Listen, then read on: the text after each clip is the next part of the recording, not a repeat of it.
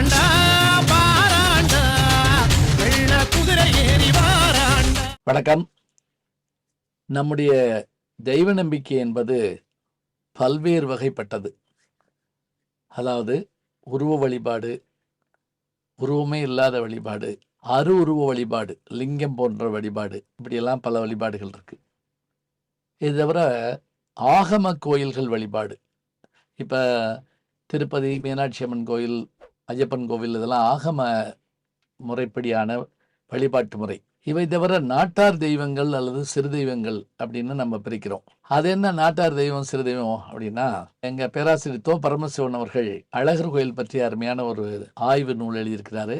தெய்வங்களும் சமூக மரபுகளுங்கிற நூலும் எழுதியிருக்கிறாரு. இப்ப இந்த நாட்டார் தெய்வங்கள், கிராம தெய்வங்கள் யாருன்னு பார்த்தீங்கன்னா, கம்மாக்கரை, அதே போல் வயல்வெளிகள், சாதாரண ஊர்வெளி, மந்தை இடம், இப்படி இடங்கள்ல இருக்கக்கூடிய தெய்வங்கள் காவல் தெய்வங்களாக இருக்கும். உள்ள இருக்க தெய்வத்திற்கு இந்த வெளியில் இருக்கக்கூடிய தெய்வத்துக்கு என்ன வேறுபாடுன்னு பார்த்தீங்கன்னா, கோயிலில் இருக்கக்கூடிய தெய்வங்கள் கண்கள் அப்படி மூடி இருக்கிற மாதிரி இருக்கும். ஆனால் இந்த காவல் தெய்வங்கள் எல்லாமே கண்ணை வெளிச்சபடியே இருக்கும்.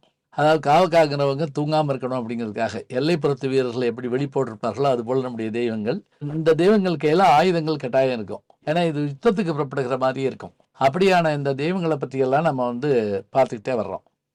இப்போ மதுரையை பொறுத்த மட்டும் இது ஒரு பண்டைய நகரம். 2000 ஆண்டு பழமையுடையது. அதற்கு முன்னாடியும் கூட இந்த நதி ஓடிக்கிட்டு இருந்திருக்கோம். இங்கே பல்வேறு வகையான கோயில் வழிபாடுகள் இன்னைக்கு இருக்குது. அதில் குறிப்பாக சித்திரை திருவிழாவும் அழகர் ஆற்றுல இறங்குறதும் மிக முக்கியமான திருவிழாவாக இருக்கிறது. திருமாலிருஞ்சோலை என்று 108 திவ்ய ஸ்தலங்களில் ஒன்றாக கருதப்படுகின்ற ஆழ்வார்களால் பாடப்பட்ட தலம் தான் அந்த அழகர் கோயில். அந்த அழகர் கோயில் பல்வேறு சிறப்புகளை உடையதா இருந்தாலும், கிராமத்து மக்களை இருக்கிற ஒரு பெரிய ஒரு ஆச்சரியம் அங்க என்ன இருக்குன்னு கேட்டா, அந்த 18 படியை கொண்ட கருப்பு 18 மடியான் என்று அந்த பேர் கொண்ட அந்த தெய்வம். சரி, அந்த தெய்வத்துக்கு அங்க உருவம் இருக்குதா அப்படின்னு பார்த்தா அங்க உருவம் இல்லை. அங்க இந்த கதவு மட்டுமே இருக்குது.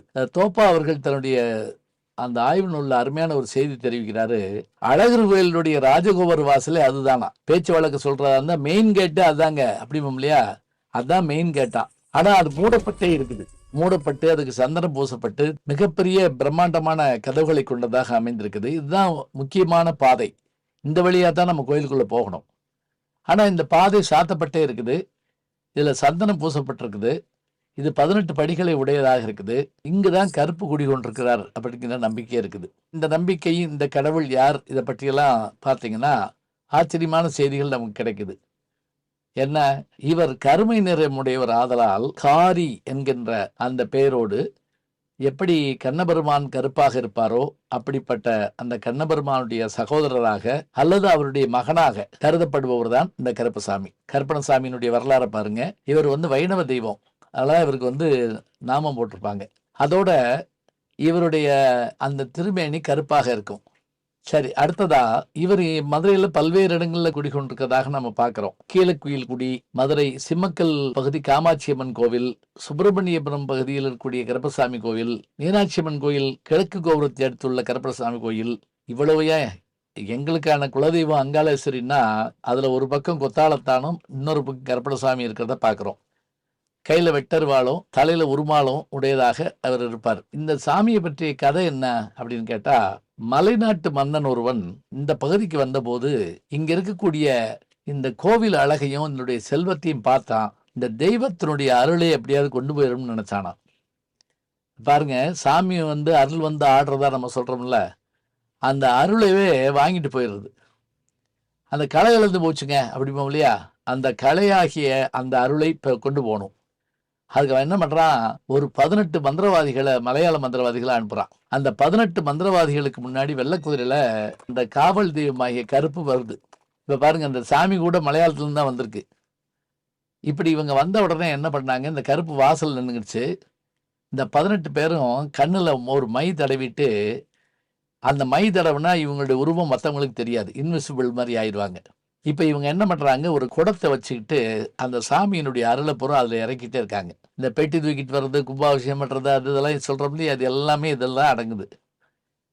இந்த செய்தி இவங்க கொஞ்சம் கொஞ்சமாக செஞ்சுக்கிட்டு இருக்காங்க கருவறைக்குள்ள இருந்துங்கிற செய்தி ஒரு நாள் இரவு ஒரு பட்டருடைய கனவில் பெருமாள் மூலமாக தெரிவிக்கப்படுகிறது. பெருமாள் கனவுல தோன்றி சொல்றார், இப்படி என்ன கொண்டு போறாங்க அருளோடு சேர்த்து அப்படின்னு. இதுக்கு என்ன வழின்னு பார்த்து அந்த பட்டர்கள் எல்லாம் சேர்ந்து நாட்டார் மக்கள், அதாவது நம்முடைய கோவிலை சுற்றி இருக்கக்கூடிய மக்களை எல்லாம் அழைச்சு தயார் பண்ணிக்கிட்டு கருவறை திறந்த உடனே என்ன பண்றாங்க, சாதத்தை ரசத்தோட கலந்து ஆவியோடு கலந்து அப்படியே கொட்டுறாங்க. இப்ப இதுல இருந்து பெறப்பட்ட அந்த சூடான ஆவி போய் அவங்க கண்ணில் பட்டு அந்த கண் மை கரைஞ்சு போய் அவங்க உருவம் தெரிய ஆரம்பிச்சிருது. அவங்க வெளியே ஓட போறப்ப இவங்க எல்லாரும் சேர்ந்து அவங்கள பிடிச்சு அந்த 18 பேரையும் கொன்று அந்த 18 படிகள்ல அவங்க என்ன பண்றாங்க, அவங்களுடைய உடலை அடக்கம் பண்ணிடுறாங்க. அந்த தெய்வம் மட்டும் நினைக்கிறது, அந்த கருப்பணசாமி. அது ஒன்னே ஒன்று கேட்டது, நான் இங்கேயே இருக்கிறேன், எனக்கு ஒன்னே ஒன்று செய்யுங்க, சாமிக்கு போட்டு களைந்த அந்த ஆடைகளையும் உணவையும் எனக்கு கொடுத்தா போதும், நான் காவை காத்து உங்களை பாதுகாக்கிறேன்னு சொல்லிச்சு அந்த தெய்வம். அதன்படி அந்த தெய்வத்தை அங்கே இருக்குமாறு கேட்டுக்கிட்டாங்க. அந்த 18 படிகள் தான் அந்த அவருடைய உடல்களாகவும் 18 சித்தர்கள்னு சொல்றதும் உண்டு. இருந்தாலும் இந்த செய்தி தான் சொல்லப்படுது.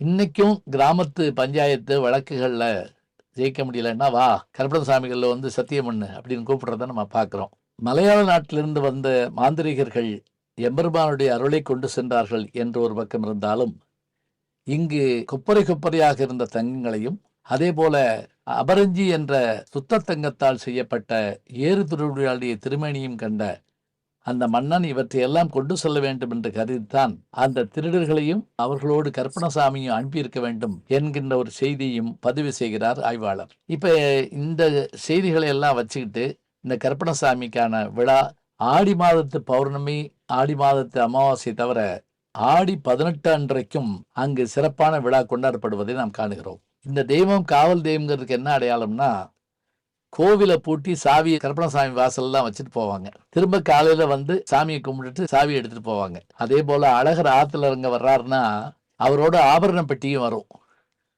அப்படி ஆபரண பெட்டி வர்றப்ப கருப்பணசாமிகிட்ட அதை காமிச்சு அந்த எண்ணிக்கையெல்லாம் கணக்கு கொடுத்துட்டு அங்கிருந்து எடுத்துட்டு வந்துட்டு திரும்பி இவர் பூப்பல்லக்குள்ள புறப்பட்டு போறப்ப திரும்ப போய் அந்த கருப்பணசாமிகிட்ட அந்த கணக்கை ஒப்படைப்பாங்களாம்.